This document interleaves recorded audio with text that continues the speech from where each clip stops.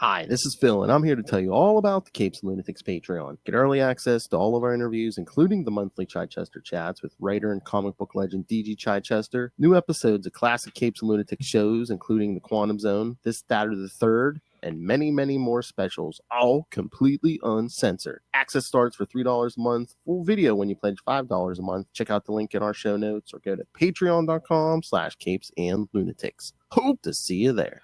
Put your jackets on, kids. It's about to get in a little bit 90s in here. Hello, everyone, and welcome back to another episode of Marvel Tales. All December is going to be the Gatherers Saga, which is the Avengers in the 90s. You know exactly what I'm talking about. and if you youngins want to know why the Avengers wore jackets, well, let's find out. Yes. All this month. All right, but I am Phil, and joining me, as always, Magdalene's #1 fan. It is Just in the out, getting the jacket on and ready to talk about some classic adventures. That's right, kids. So this time we're going to talk Avengers 343, 344, and then 348, because we're going to go right over Operation Galactic. Yes, we've got to skip around a bit. Yes. And you have covered Operation Galactic Storm on another show, I think, right? The Quantum Zone, yeah. The Quantum Zone. Oh yes. my, we did that issue by issue. Oh my, yes. Yes. So that's an in-depth coverage over there. If you're interested. I mean, I don't mind if we ever do that on Marvel Tales one day, but yeah. Yeah, definitely we'll cover that someday. So much good stuff. Wonder Man, Quasar. Both Avengers books, Captain America, Iron Man. And that was like the whole Avengers roster. Like they drafted in the reserve members. They even had Gilgamesh in there. Like, that was huge. I loved that. Everyone showed up basically, well, except like Black Widow kind of disappeared after they like formed the team, decided who was on which team, but then Black Widow kind of disappeared. Right. Not even with the people who stayed on Earth. It was just like, wait, what? Yeah. Well, I'm sure that they'll explain that someday, right? Yeah. And again, when we get to 348, we might have to explain some of the aftermath of Operation Galactic Storm because, true. There was tension within the Avengers ranks. Indeed, yes. And you notice some people are missing. Yeah. Someone's off on his own little adventures. Yes. Yeah. Somebody's taken off. Yeah. All righty, so shall we dive into these? Yes. All right, kids. I got covers, so because again, these covers are good. This art, oh man, yeah, because it's amazing. The art in all of these is top notch. Yeah, I don't think people talk about these Avengers books as much as they from this era as much as they should. No, they don't. Yeah, this era gets a lot of stick. But I will say that, like, I feel like this Gatherers Saga is like the last classic Avengers story before Heroes Reborn and stuff. The Kurt Busiek, and George Perez series. Yeah, because again, I mean, look what we got towards the end, though, the crappening, which we covered on this podcast. Yeah. So we covered that at length last year, folks. If you're curious, go check out to see what happens to this team after this. If you want to punish yourself, I'm just happy that I'll never have to read those issues ever again. He's like, never again. Never again. All right. So yes, we start with Avengers 343. Oh, I love covers like old school covers like this where everyone's talking. Old school, with the shadows. Just the old, it can't be, not you. You're dead. I love Cap. You're dead. Dead.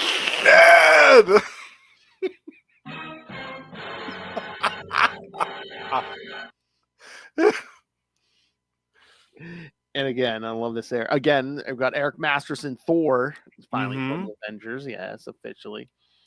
Hercules back in the fold. Yep. Crystal of the Inhumans. Crystal had just joined in the previous story, right? The Wasn't it just before this that it was the I think it was, wasn't it? What is it? The the cr- collection the obsession. collection obsession, which you also covered. Yes. Yeah, we really weren't too high on it, but Ray loved that story for some reason. I don't mind that one. I It's not like it because bad, of some of the concepts, but but the I art, can see what. the art kind of shifts in that. Yes, yeah, the art is patchy. Yeah. Oh, I know this is you, Russell, mashing me hog. Random Facebook user. I know that's you, Russell.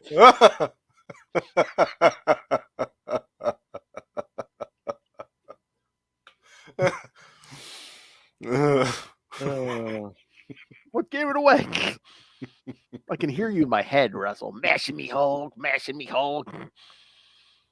All right. Avengers 343. First night from January 1992. Writer Bob Harris, penciler Steve Epting, which I thought it was Epting. He really didn't get the credit he does. I mean, again, it's the 90s, so I'm sure we're being overshadowed by X-Men books, Spider-Man books. Mm-hmm. But yeah, there are a lot of Epting, big stuff happening simultaneously with this. So this definitely got overshadowed. But oh yeah. yeah, Epting and Tom Palmer were firing on all cylinders here. Oh, I forgot about this. Tom Palmer did the inks and colors on this issue. Yeah. Letter of Bill Oakley and editor Ralph Macchio.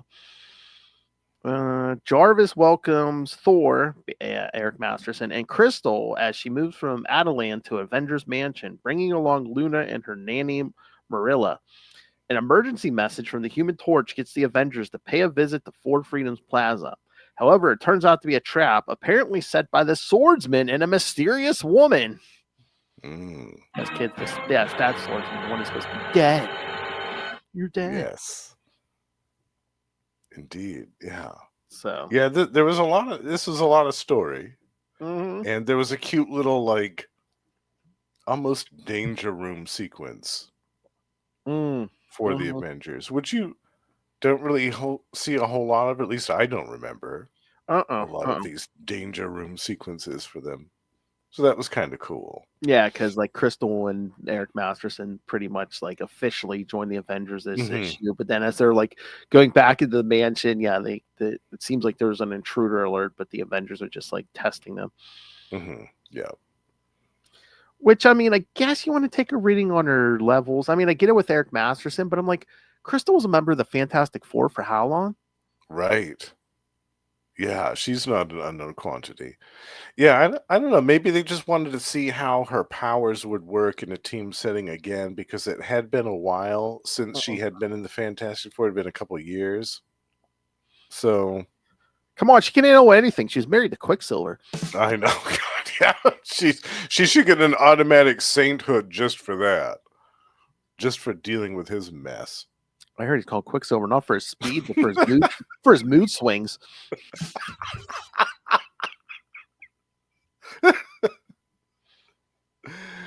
Yeah, well, look at his family tree. I mean, exactly. Yeah.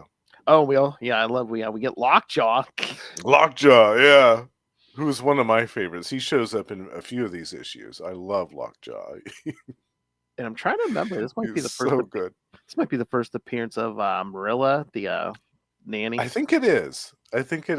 And I grew to love Marilla and Jarvis's relationship over the course of these issues as I was reading them. At first, I was like, where are we going to go with this? Is she just going to be obnoxious the whole time? But then I realized, okay, she's like a double act with Jarvis, and it is hilarious. Yes. She's always getting his name wrong and calling him Jebediah and Jarkins and stuff. So funny. I had forgotten their interaction. Yeah, I was rereading these. I was like, I love it. Yeah, I forgot how great these two were. It's a great little bit of comic relief because, as we'll see, some of the subject matter here is pretty dark. It's pretty grim. So you've got this Marilla and Jarvis double act here with the comic relief, and it is exceptional. I love it. Yeah, I loved how the Eric Masterson Thor and Crystal used their powers in tandem in the training sequence. I thought that was really cool. I'd forgotten about that. and the part where Black Knight and Hercules were holding on to Vision for dear life because the winds were hurling them through the air. That was good. That was good stuff. Yeah. Funny. Yeah, that made me happy. The only complaint that I have, and this is about the coloring, and I don't know why, this Crystal's underpants. Like there's sometimes when she's colored with this yellow bodysuit where like the whole thing is yellow. And there's other times it's colored where it looks like she's wearing like brown underpants on the outside of her yellow leggings. Like there's a little bit of shading. Yeah, it's a little bit of shading, but it's in other panels it looks like it's a completely different color, and it always looks like this really unattractive brown. And I just thought, what are you coloring it like that for? That looks so unattractive and terrible. Like, fix that. That looks dumb. Stop it. Yeah, exactly. Looks like she's wearing granny panties on the outside of her costume. It's ridiculous. Under the costume, over the costume, yeah, granny panties aren't attractive, kids.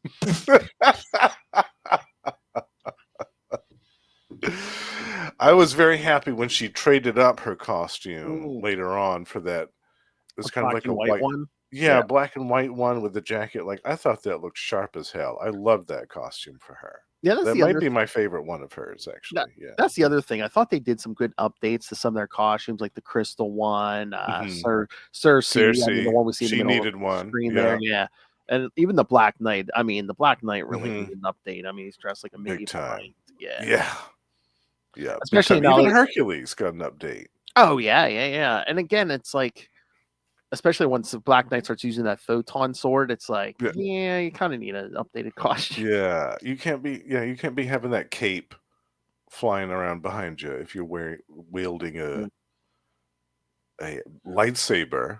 And it made no sense. You're trying to beat Darth Vader. You're dressed like a medieval knight, but you're using like a lightsaber. Yeah, right. Yeah. So yeah, they're battling these robots, like you said. Crystal and Eric combine their powers, but then Vision's like, I think it's about time. We can shut this down. Yeah. Just kidding. It was a pop quiz. Basically, Captain America and Black Widow were, they're basically gauging their abilities and what you've just experienced is the Avengers primary level 1 battle scenario diagnostic. Yeah. But I don't even know if it's like a danger room. It almost seems like they're out like in a hall, like in the hall or something. Yeah, exactly. I mean, I guess it made it seem more realistic that someone was attacking, but right, yeah. Yeah, it's not exactly the danger room, but same difference. Yeah. Didn't we just build this place within the last year or two? Right. Yeah. Shouldn't this place be more secure? This is Stark technology we're talking about here, right?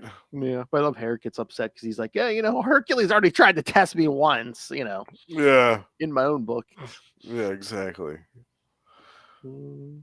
Yeah. Yeah, that's what we need to add to the list. Some thunder strikes, some. Oh yeah.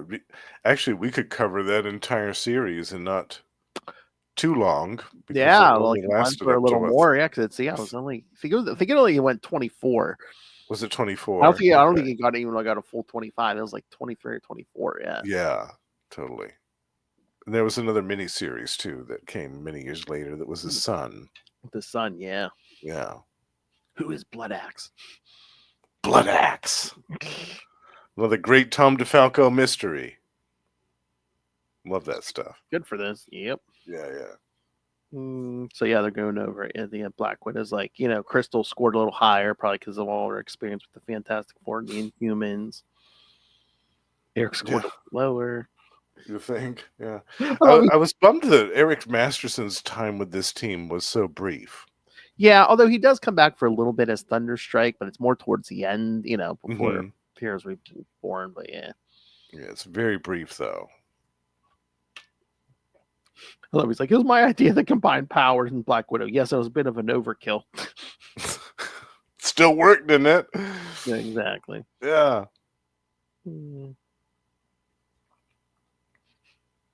I love Hercules. Yeah, friend Eric, it's my mission to help you get your test scores up. Eric, joy.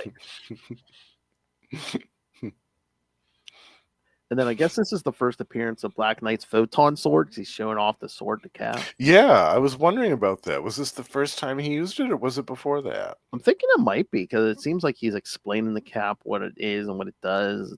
Okay. Trying to see if. Oh yeah, this is the first appearance of the photon sword. Yeah. This says it in the notes. Yeah. Yep. Which I was trying to remember. I guess maybe it was in an Avengers spotlight or something. But it's like when did we cure? I mean, I guess we cured the Ebony Blade curse, but I was like, I'd still be like, yeah, maybe not use it. Yeah. Well, plus we see what happens with the Blood Wraith here pretty soon, so even keeping it under lock and key wasn't 100% effective. Mm-hmm.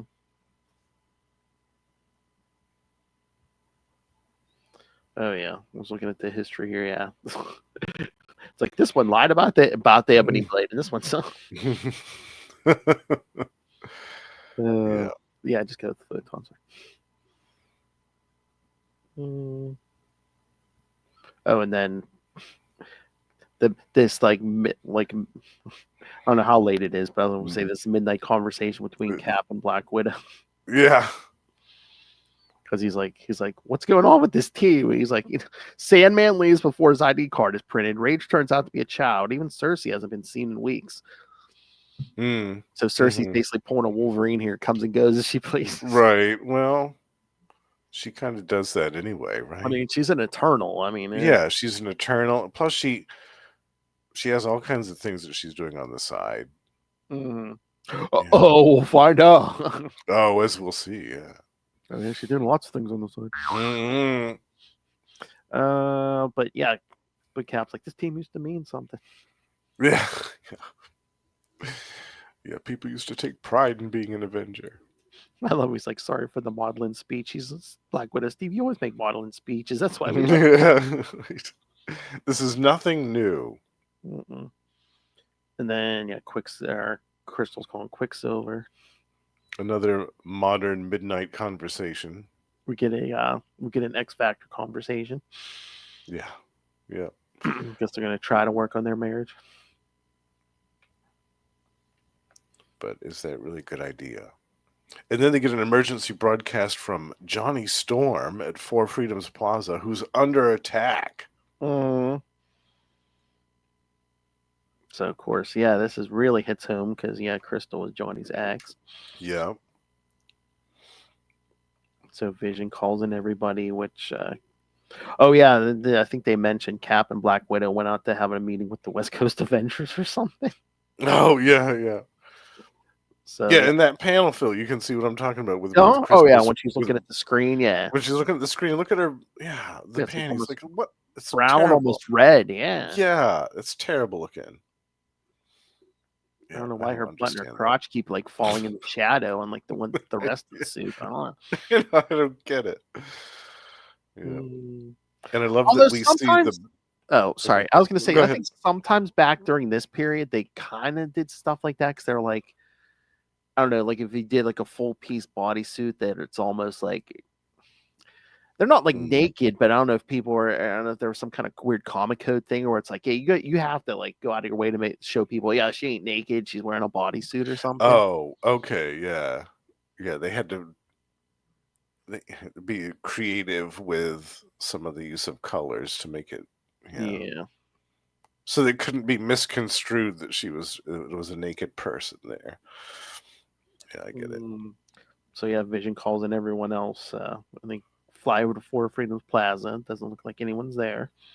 And I love that we see the flying horse, Valinor. Yeah, we don't get to see enough of him either. But they get blasted. Everyone gets blasted out of the sky. I love how Crystal can use the air current to bring herself down. Vision catches Black Knight. The air catches the horse, and then Hercules is like, "Is it impossible? Everyone's forgotten about." Crash. Yes. Yeah. Vision, are you all right? Fear not, Vision. My godlike form hath met the challenge and triumphed. Though I do admit my head doth spin a bit. Just a tad. Yes, and then in that last panel, they see who shot them down. It looks like the Swordsman and a Swordsman, mysterious woman. Yep. Cliffhanger ending number 1. Yep. All right. So yeah. So any other thoughts? What you think? I love this. Yeah, I consider this to be like the beginning of this great, like I said, like this great last classic adventure. I mean, there were other good stories that came after this, before the crapping. But exactly. I feel like there was an epic story that was going to be told here, and this kind of set the stage for that. I almost think, I mean, as great as Operation Galactic Storm is, and it's great, crossovers like that, I feel like kind of hurt the Gatherers story because it kind of broke up the momentum and stuff. True. That's true. Like, I think it would have gotten more attention, more recognition even now if it hadn't been like kept getting broken up and stuff. Plus the X-Men stuff that they inserted in there with Exodus and the acolytes, like that. Totally.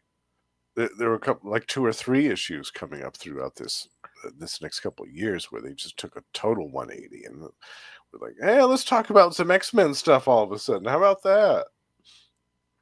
Well, again, I think it was the number sales figures thing, because again, X-Men was, you know, again, Kings of the Hill were X-Men and Spider-Man. Right. Well, plus they had the link with Luna being Quicksilver's daughter. And there was a big thing with that. Yeah. All right. You ready for the next one? Yes. Duel of the Dark Knights. I feel like this is my favorite out of the 3 covers this time. Yeah, me too. This is it. And again, I miss corner Look box. at that. Yeah. I miss corner boxes too. Look at that. Yeah, all the John Byrne corner boxes. Yeah. Flawless. Those are flawless. Yeah, I love this cover too. This is tremendous. All right. So we get to Avengers 344 from February 1992. Echoes of the Past. I think we got the same team here. The Avengers battle the Swordsman and his ally, Magdalene. The Black Knight takes on the Swordsman one-on-one, and the Swordsman suffers a mental pain, and he's forced to withdraw. Magdalene warps them both away to another dimension where they meet up with a mysterious man named Proctor. Ooh. All right, so... but yeah, I love the fight scene. I love that first page splash page. You see 4 freaking Plaza in the background. Yeah. Hercules is still picking himself up out of the roof. Yeah, we get a great action sequence here right off the bat in this issue. That first page, look at the look on the horse's face. He's like, "What?" Yeah, I know. What the hell hit me? Which I don't even think we see the horse much anymore after this, because again, it's during the Blood Wraith thing. I think the Blood Wraith takes him. Oh yeah, maybe. I think the Blood Wraith takes him and steals him. Yeah. Oh man. Oh, that's right. Yeah. Yeah, I know. I don't know what happened to him after that, though. That's a good question. But yeah, I mean, the Swordsman, Eric Masterson. Who is this guy? Yeah, Vision's telling me that's the Swordsman. He's like, an Avenger whose death I can confirm. I witnessed it. And Swordsman's like, yeah, right. Yeah, you wanted me dead. You love my woman Mantis. Yes, this was back in the days when Mantis and the Vision had a little bit of a romance. Yeah, it was before the Vision and the Scarlet Witch. Yeah, that happened. And I love this part where Hercules leaps at the Swordsman, and then here comes Magdalene. She just tackles him. And not only that, but she puts him on the ground and just starts electrocuting him. I was like, wow, who is this woman? Like, she's a badass. She doesn't F around here. This Magdalene. Especially, and then this is after the swordsman blast Eric Masterson into the side of a building with that sword. Yeah. I love that. I mean, I wasn't the first time I read this, I thought, who is this Magdalene? She's really impressive. She can tackle Hercules to the pavement like that. That's impressive. And then you get a great sword fight here between the Black Knight and the Swordsman. I think this is the best part of the issue, just this whole duel between the two of them. Oh, I love when that one panel when he's leaping over top of the swordsman and you see the cape, the Black Knight's cape blowing and stuff. The moon in the background. Yeah. Steve Epting and Tom Palmer on this book, just so good. Every panel looks great. The Black Knight kind of takes charge of the Avengers here because there's no Cap or Black Widow. Right. Yeah, they're conveniently out west. Yeah. And then back to the mansion. Yeah, we get another Jarvis Marilla scene. Yeah, I love that. Poor nut stuff. And what was he making? Some type of stew or something, I think. They spit you like it's out. Blah. Oh, you were a melodramatic one, eh, Jarman? Jarman. Jarkus. That's when Cersei shows up. She says, "Where are the Avengers?" And he says, "There's an emergency at Fort Freedom Plaza." He says, "Captain America's been most concerned about you lately." She's like, "My life is my own affair." My life is my own affair, Jarvis. She goes running off. She's pouring out that costume. Yeah. But then she catches a reflection in the mirror, and it is not something she was expecting to see. She's like, "No, not again, not to me. Sorry, please, not to me." Yeah.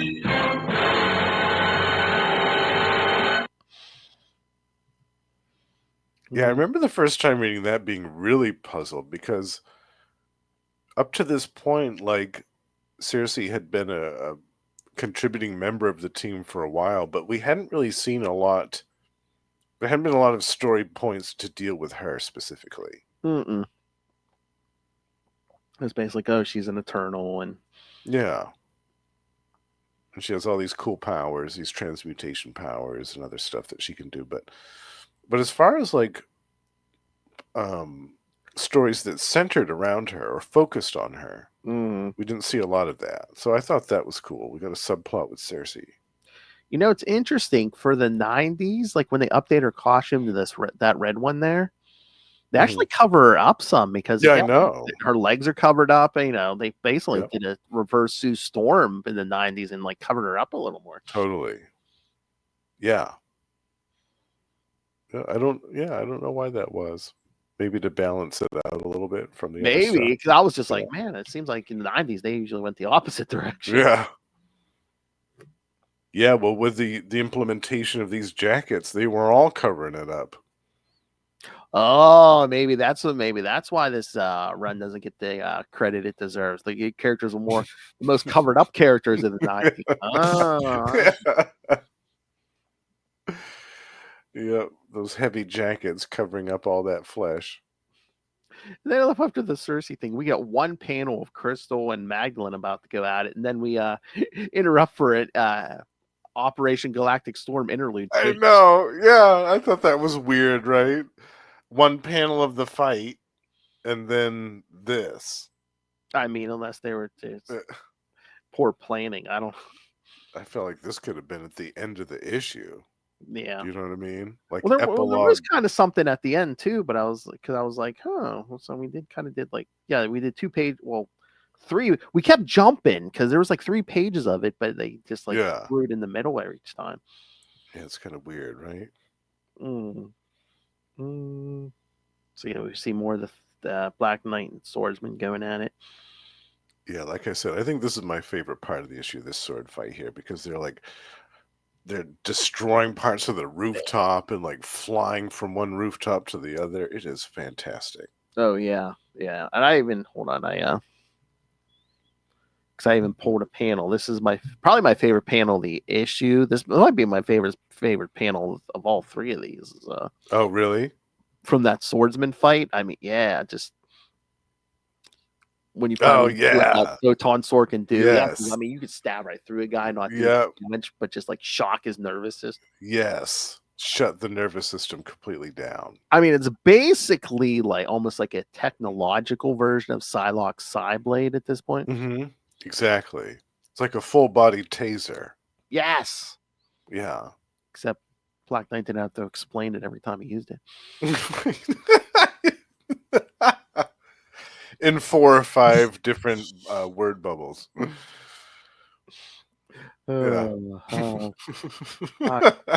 Claremont. Yeah. Although he does give a little bit of an explanation after he uses it. Yeah. Every synapse in your brain just got stun blasted by my laser sword's neural inhibitors. And again, I'm sure the comic could love that because you're not like stabbing someone with an actual sword. There's no blood. Yeah, exactly. Yeah, there's no blood. But yeah, so yeah, Magdalene runs to his side and they teleport out. Yeah. Mm. And that's when we have our introduction to Proctor. Yeah. The enigmatic Proctor, who we will see a lot more of. And again, we'll find out, he's a version of somebody. But I know the first time I read this, I was like, I don't know if it was the red eyes. I was like, he almost looks like Wonder Man. Yeah. Yeah, exactly. I mean, maybe not his build, but like the hair and the eyes. Yeah. I remember reading this in the 90s. I'm like, he almost looks like Wonder Man. Mm-hmm.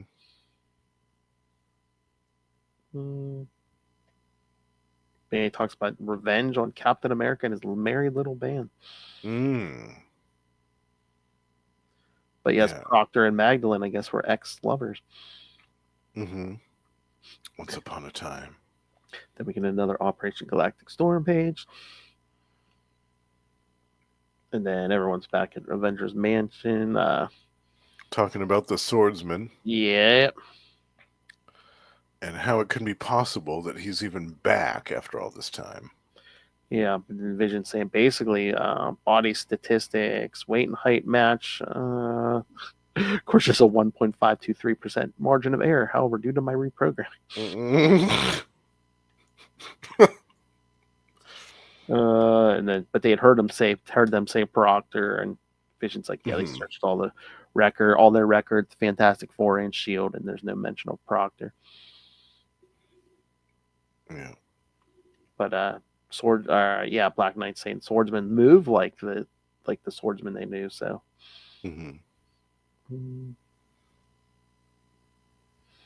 man, they did some damage. I mean, Hercules has got some, looks like his ribs or something are wrapped up. So yeah.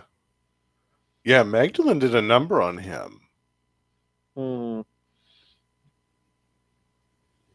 that was quite a battle. Crystal asking the most logical of 90s questions. Could he be a clone?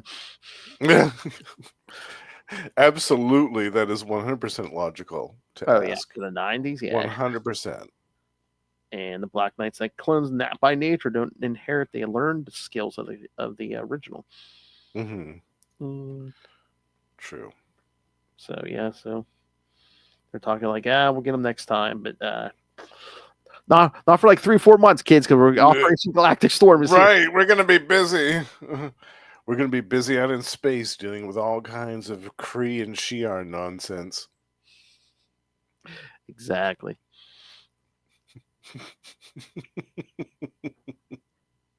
And the team disagreeing on how to. Oh man, yeah. All right. So, what you think, Justin? I love it. These 2 issues together are, I think, stellar. Oh yeah. Truly, truly fantastic. The art, the script, the characterizations, the Operation Galactic Storm subplots are kind of clunky, and they do kind of, this issue in particular, kind of throw it off a little bit. And again, as a tease, it's not like the it's more like, oh, something's wrong with the sun. Yeah. It's not like, oh, hey, the Avengers are about to be able to get between 2 alien races, but right. Yeah, I just feel like that a lot of that stuff could have been put at the end of the issue. Yeah. Yeah. They could have done like an epilogue 1, epilogue 2 type of situation, and I think that would have been better than having it be in the middle of the issue and kind of throw off the flow of the big battle that was taking place. Plus, I don't know if we needed 3 pages. We probably could have condensed it to 1 or 2 at the end. Mm-hmm. And then be like, what's going on? Well, stay next month, Operation Galactic Storm. Yeah, exactly.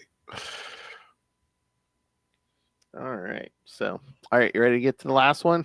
Yes. All right. So, big vision issue here, kids. So, yes, we'll skip ahead past Galactic Storm to Avengers 348. All right. Nope. All right. Hold on. I didn't think ahead here. All right. Just going to jump past these Operation Galactic Storm. Yeah, I know. Well, once again, like good covers. Yeah, definitely. Especially 345 there. Yeah. And some great action in those issues too, for sure. All right, so Avengers 348 from June 1992, Familial Connections. Same team, except this time we have penciler Kirk Jarvinen, who I'm not familiar with. So fill-in artist here. I wonder if Galactic Storm took its toll at Epting. Well, I think the last issue before this was a double-sized one. Yes, it was. Yes, because it was the conclusion. And 350 is coming. I believe that's also oversized, so maybe they were just giving Epting time to. They're giving him a break. 50, yeah. All right. All right. I'll do the short summary because the long summary is long. Oh. The Vision is visited by Mrs. Lipton, the wife of the late man on whose brain patterns the Vision has based his persona. She asks him to pay a visit. It says to her dying father, but it's her father-in-law, Professor Lipton, to run a computer program that will make him behave like the late Alex Lipton. The Vision agrees and makes Professor Lipton's last hours a magical gift. It seems that the computer program failed, but the Vision made up for it since he cared for Professor Lipton, despite refusing to admit it. Oh. So, yeah. Yeah. Well, this was okay. I mean, as far as like, the only thing is like, when did they? I was going to ask you about this, Phil. When was this Alex stuff introduced? I don't know, unless maybe it's like when he was like reprogrammed as White Vision, maybe, since they didn't have Wonder Man's brain patterns, maybe. Oh. Okay.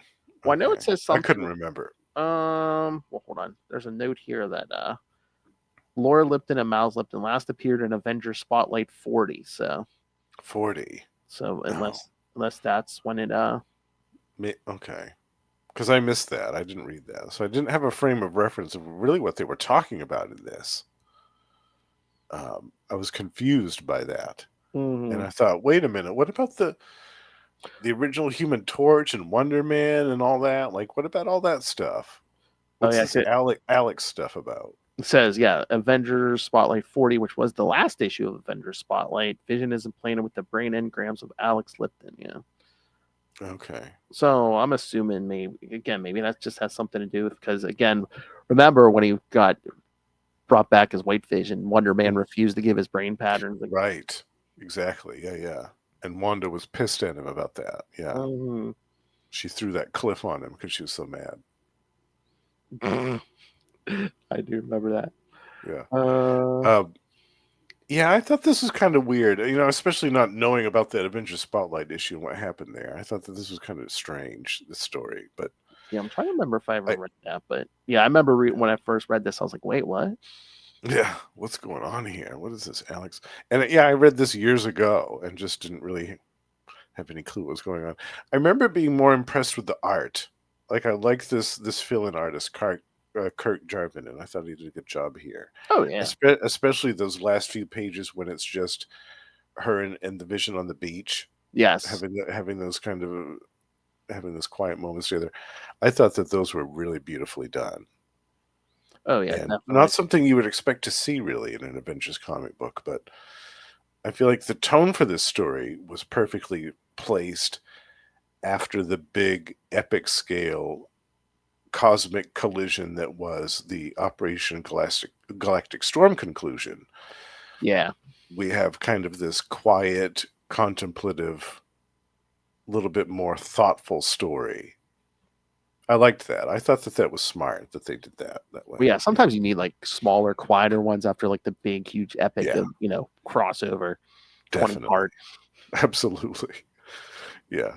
And we still get some subplots. We get plenty of the Proctor and Magdalene subplot here. We get this stuff with Marissa Darrow, who they mistake for being Magdalene. So there's still stuff that's moving the overall story forward in this issue. Which you kind of get a big clue here, because it's like, oh hey, she's like a version of Magdalene. So yeah. It's starting to come together a little bit. Yeah. But that big foreshadowing on page 1 was Vision's watching an old hollow of him, himself and the Scarlet Witch, kissing and stuff. And he's seeing if it bring back any emotional response, but no. So, what do you think about about the Vision, where it's like, did his emotion slowly come back over time, or I feel like they did. Yeah, I feel like it was something that it was almost like a child learning emotional responses, or like an amnesiac slowly getting their memories back after some traumatic injury. I mean, a lot of it I read after the fact, but I just found it so weird that Byrne did that. Like he maybe to come in and shake stuff up, but just like basically, just take him down to 0. And again, White Vision is cool and everything, but it's like, I don't know, the White Vision look isn't as like exciting or dramatic as like, Green and Red Vision. Right. Yeah, at first I thought it looked cool. The White Vision. Yeah. I thought it looked cool. I thought it was a neat change. I didn't think it was going to last nearly as long as it did. Yeah. But spoilers, folks, we'll see another change very soon. I almost feel like it would have been more like heartbreaking for like Scarlet Witch and everything, and just like if he had looked exactly the same, but just like his person, all those emotions and everything were gone. Yeah, exactly. Yeah, no memories whatsoever. That would have been even worse. Yeah. But yeah, Crystal and Black Knight come in and interrupt his little hollow session here. Yeah. Oh, then Marilla, you have a visitor. She's like, it's not my job. Someone has to see this hall when that scarecrow butler Jameson has his day off. Jameson. Oh,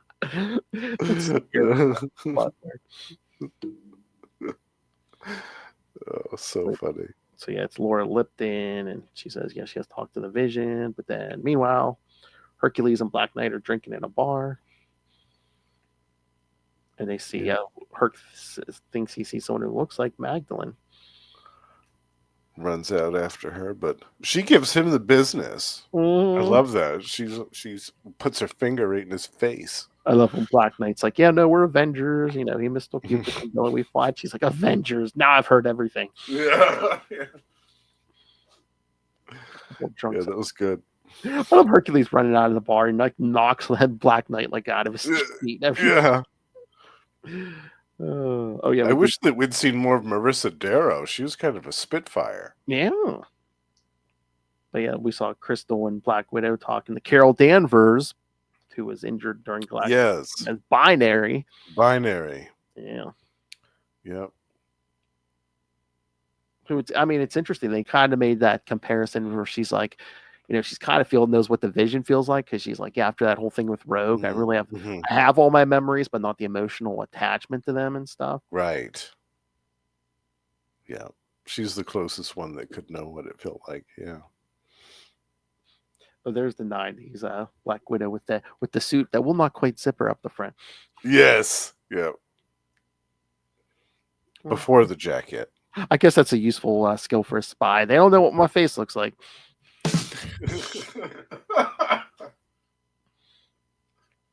Yeah. But yeah, then we see Laura explaining the vision about how her father-in-law is basically dying, and basically, he wants to see you, and he's like, "I have too many duties here. Captain America's taking leave of absence," and basically Crystal talks him into it. And she goes with him to this house on Long Island on the beach. Very fancy, very fancy. Oh, look there, Crystal's wearing a jacket there. Yeah. So yeah, they go in to see Professor Lipton, who's watching all these videos of his son Alex. Yeah, it's kind of sad, right? This dude, he can't let go of his son and all this stuff. Yeah. Well, now he's dying because he wants to basically put Vision through this program that would bring Alex's personality to the forefront of his mind, just to talk to his son one final time. And I think I don't know if Vision's about to turn him down, and Crystal's like, why don't you just try it? He's a frightened old man. He doesn't have that much longer to live. Right. And then back at Mercedaro, yeah, he basically gets vaporized by Proctor and Magdalene. Proctor and Magdalene show up at her place. Proctor pulling his best Highlander. How sad. How sad. There can only be one of you. There can be only one. Because, yes, Dane and Hercules have followed her back to her apartment, but then hear her scream and break in, and basically the whole place looks like it's been torched. Yeah, gone. Because Black Knight's like, oh, I guess I owe you an apology, and Hercules is like, well, if she was Magdalene, why did she scream out in terror? Then we see the Vision go through the procedure. At first, they don't think it works, but then he comes out. It's like, hey, Pop, you never fail. Yeah. So he talks with the father until he passes away in bed. Then he goes out. And they have their moment on the beach. Yep. Yeah. So they kiss, and then he seems to change back, and Laura's like, "You're not him anymore, are you?" He's like, "No." Nope. That would be a no. But she thanks him for everything he did, and she's like, "I know it meant everything in the world to Miles. He felt very close to you because of you. A part of Alex never really died." So, but then the last page, we see Crystal come out. It's like, Vision, I have something to ask you. When you came out of that tube, I saw your face. It was you, no one else. The professor's program failed, didn't it? So she's basically saying, yeah, you studied all those videos, and Yeah, he was just acting the whole time. Moved and talked, and she's like, yeah. But then she's like, you're never going to tell me if I'm right, right? She's like, the sun is rising, a new crisp dawn. It's time we were home. Yeah. So yeah, he doesn't admit it, but yeah. Seems like that was a good ending.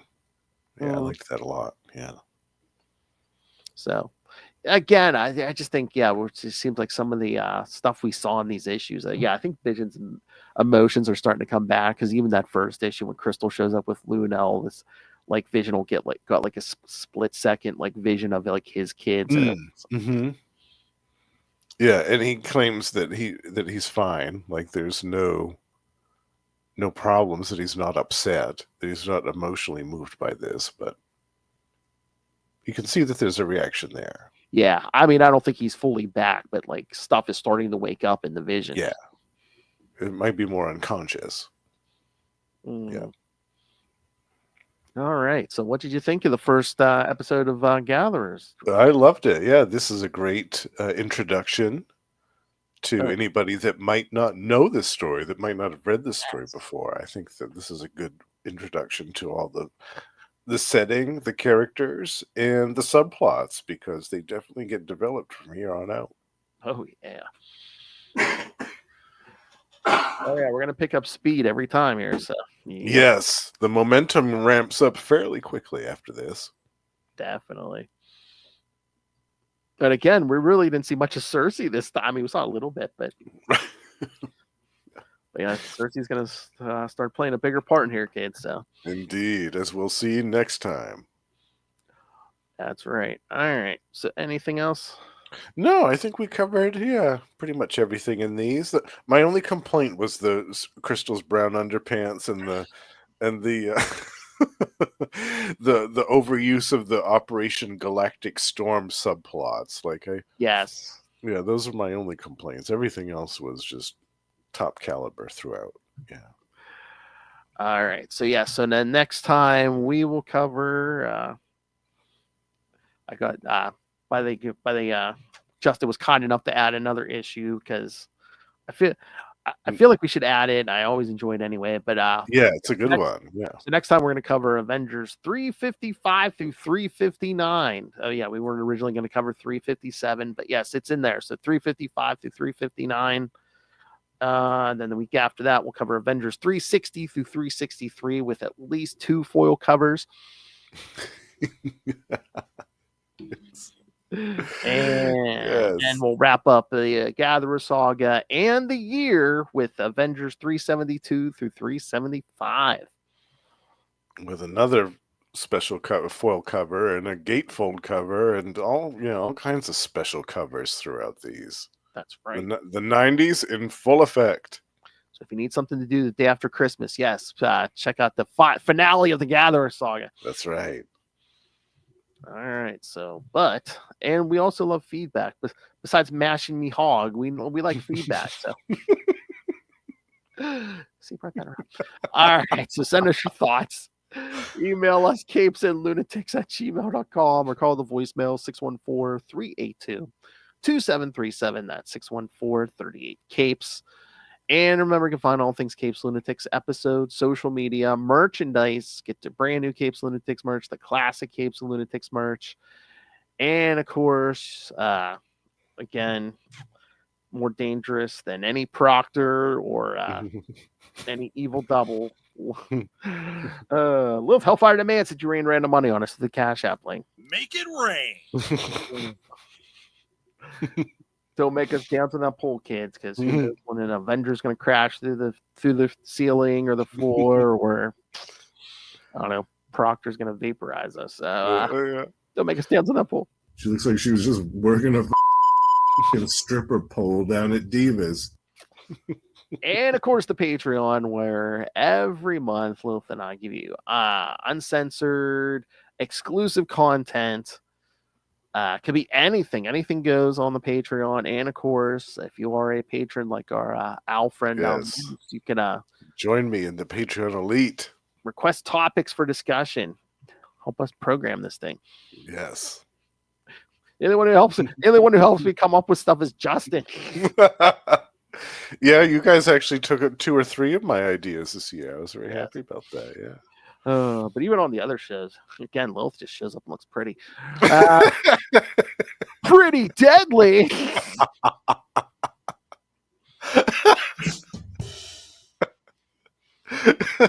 All right. So you can find the Patreon at patreon.com/CapesandLunatics. And you can find everything at tubespace.ao/CapesandLunatics Podcast Network. That's tubespace.ao/CapesandLunatics Podcast Network. More vicious and brutal than ever.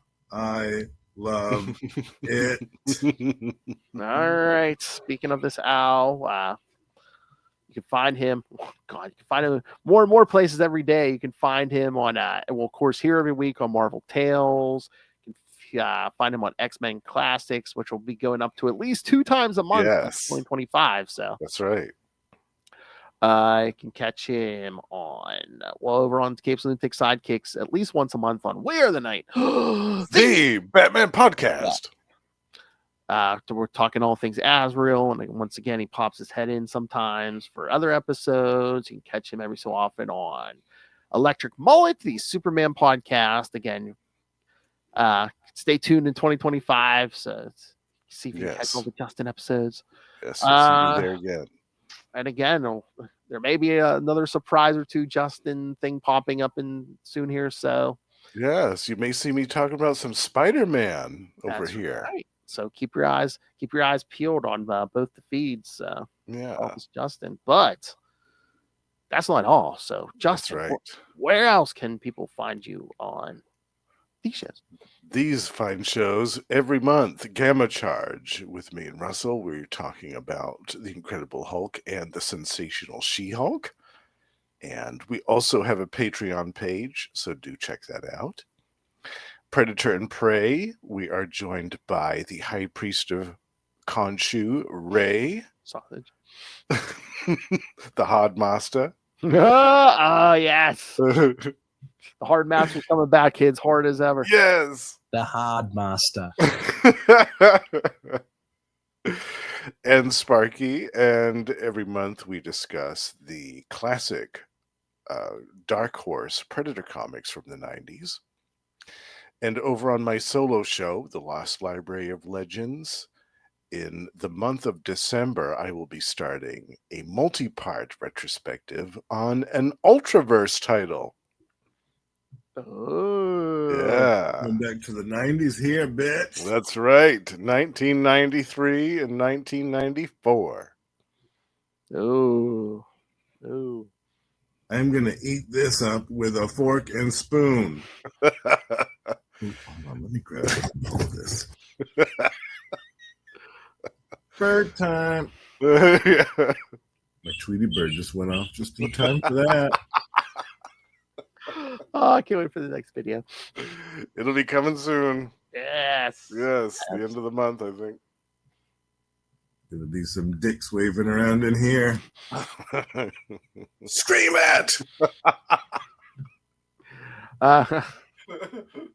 It's been low 2025. Jeez. All right. Thank you for joining us, kids. Come back next time. I said for Avengers 355 to 359. And then in 2 weeks, Avengers 360 through 363. And then we wrap up the whole thing at the end of the year with Avengers 372 through 375.